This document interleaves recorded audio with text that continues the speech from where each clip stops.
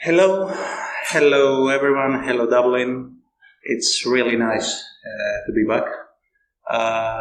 Couple of questions first. Is everyone okay with me cursing? If no, please raise your hands. No? Okay. If you raise your hand, you have to go because I'm gonna curse. Sorry. It's part of my persona. Welcome to my log note.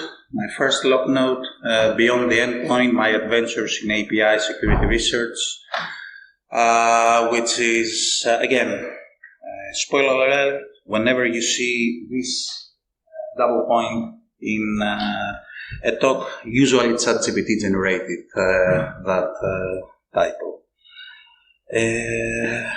Have any of you seen one of my previous talks, or this is your first talk?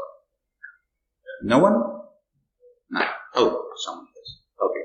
So this is not my typical talk. My typical talk is I decide that I don't like an industry and then I go and destroy its APIs. I go brr. This is a more esoteric and a little bit more to the nose talk. Who am I? I'm Vangelis Stykas. Most of you know me as the person who really likes figuring out what the APTs are doing and then doing offensive shit against them. My current position is CTO at Atropos, which is a penetration testing firm which is specialized on web application and application security with a niche of photovoltaic EV chargers and in general green energy. That's our niche. And I'm also a PhD candidate for the past 12 years. So I'm not the guy who finishes stuff. I'm not Greg there. Whatever I'm going to say is the exact opposite of what Greg said. You should follow Greg's advice. He's the good one. I'm the evil one. How it started. You can Google that. It's Truckmageddon. At some point, I found out that there were 12 million devices, GPS, small Chinese shit, that I could see its location, and then I started pawning stuff for fun.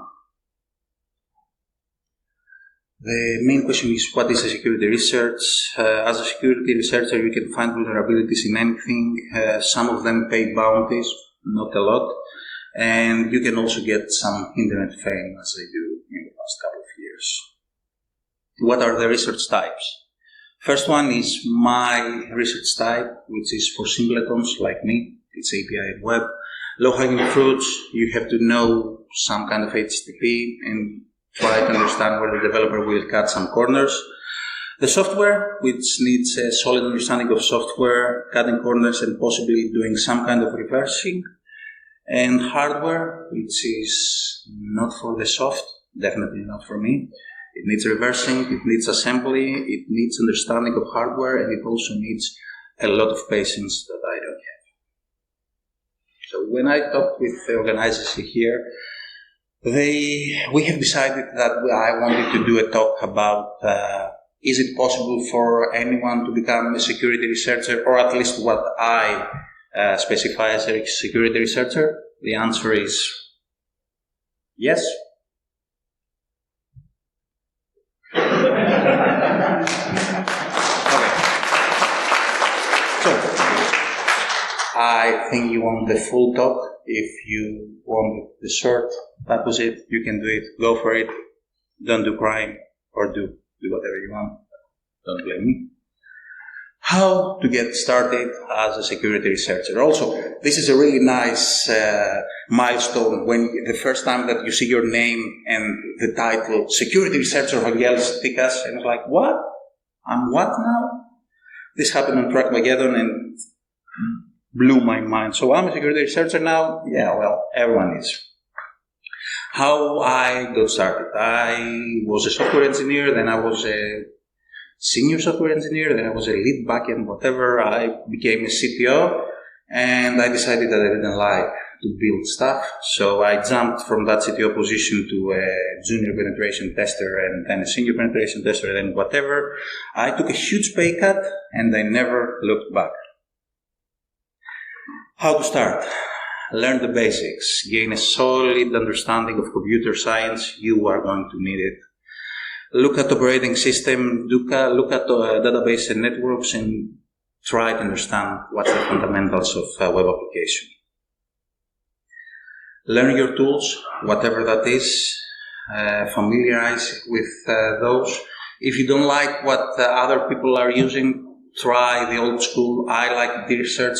Pretty much everyone is using FFUF, which is cleaner, quicker, whatever. I'm still old school. I'm old. What got you here might not get you there, so you might need to change some tools, and don't always follow the wave. How to enter the community? Come to B-sites. B-sites are great. It's usually near you, or if it's not near you, fly there. Conferences really help. Go to Twitter, Mastodon, Blue Sky, follow, interact. Try to be part of the community and continue saying Twitter. If you say Twitter X, I hate you. You are a person of Elon Musk and fuck Elon Musk. Security is ever evolving. Stay updated. Follow all the trends and vulnerability. Keep moving. Keep learning shit. Shit are going to change. Stay on top of it. So how do I get it started? When I, as I said, was a CTO, I understood that I didn't like building shit. I kind of like building shit, but I really like breaking it. So if you are here, you probably also understand that you don't like only building, you also like breaking it. So come to the dark side. Don't go to the defenders, come to the defenders. I did not answer, again, how to get started. There's no single correct way. Do what you like and feel comfortable. Prepare to fail a lot, and by a lot I mean that most of the things that you are going to try are going to fail. Something is going to work for it. Go for that thing that works for you. I still didn't give any answer, so it's like, I don't know. Like, try what works for you. What works for me might not work for you. What works for you, I don't know. If you like it, you're going to make it. That's what I can say. What to target while you start your security research? Don't go around hacking random stuff.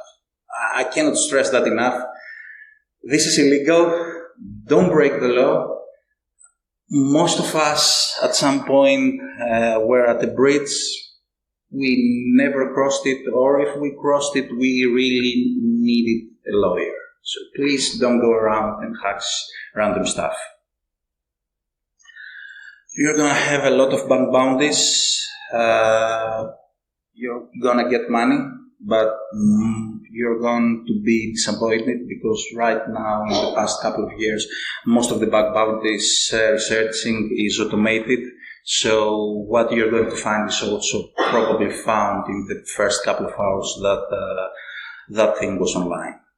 The other part is regular research, which is buy equipment, buy licenses, try to hack it, and then probably never get paid for that research, but could drive traffic to your company and your blog, and you make a name of it. And the final part is common penetration testing. It's paid, but if you are good enough, you will end up finding a couple of 0 days that you are not able to publish, and then you're gonna curse a lot, you're gonna get furious, but yeah, it's life, I guess. The next part is how I did something. Greg said not to do it. If you feel like it, don't do it. I like it. Build your personal brand. When you try to research something, create a blog, speak at conferences, create videos.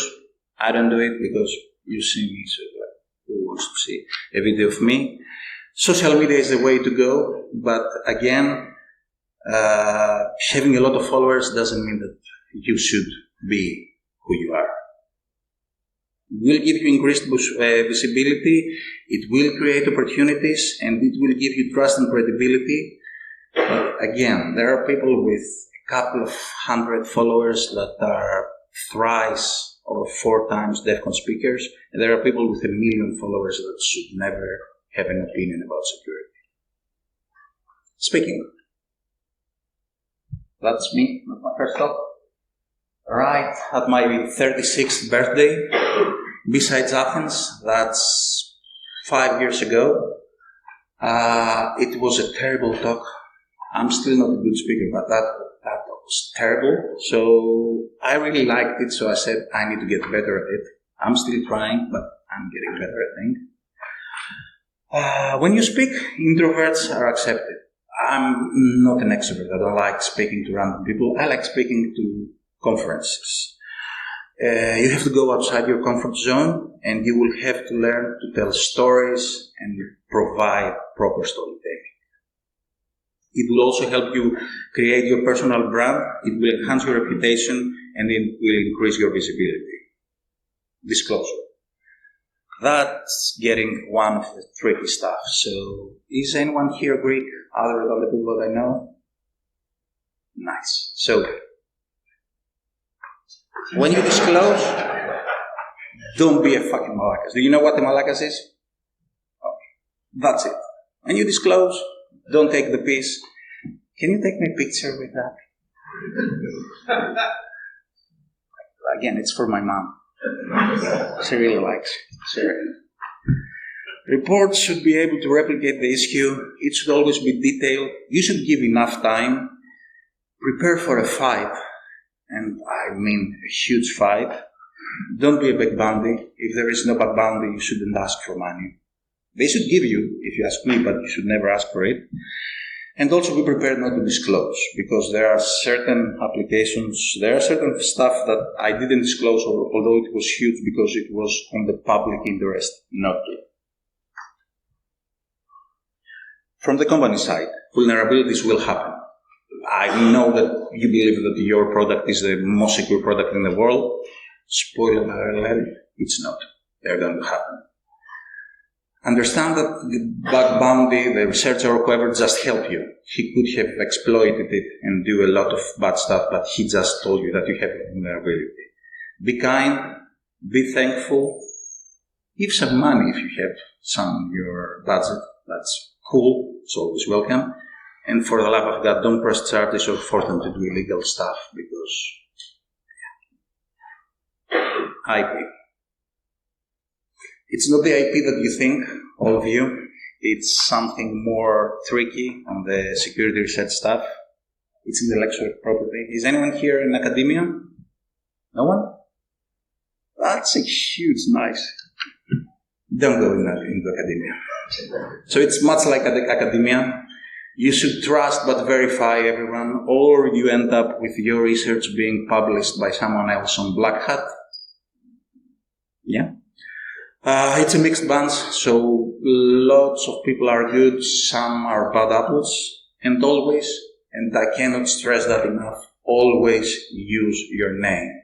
Don't use your company's name, don't use some of your friend's name. When you do some research, it should be your research. From the company, you should pay the research.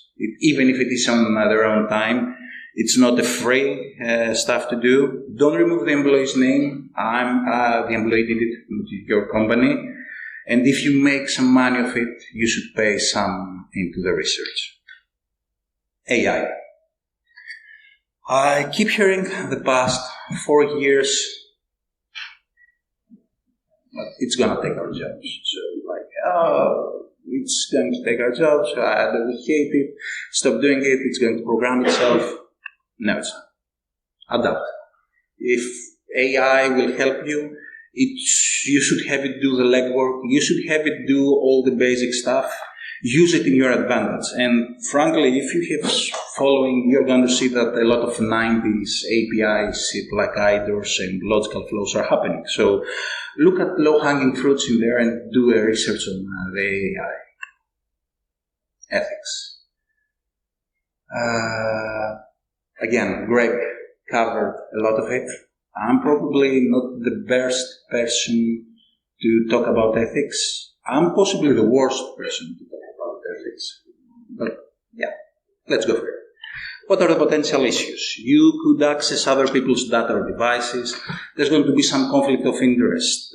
You could overstep legal boundaries. If you do that, do whatever you want, but please notify the customer the moment that you thought that you're overstepping legal boundaries. If you end up playing around with APTs or nation-state actors, you are going to have government and corporate pressure. And let me tell you that the moment that you start having government pressure, it's not nice. Always do responsible reporting, and you could also decline disclosure if you feel or if a government or a corporate feels that you should not disclose. Again, take that as your mantra. Don't be a malakas. Try really hard to be a good person. Don't break the law. That's the fourth time that I'm saying it. Don't break the law. Let's make it 5. If you break it, take a calculated risk. I did that. I'm really bad at math. So I ended up with a lot of governments and a lot of companies being pissed because I hadn't disclosed first to them. So I'm doing that now. Cooperate with all the agencies, 3 letters, 4 letters, 2 letters, how many letters? Do that because you want to stay outside the jail and listen to them.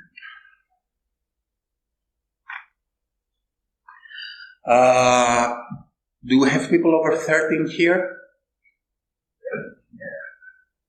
Okay, so I guess you were in the industry when the whole COVID shit happened and your mental health was not the best. Let's talk about that elephant in the room.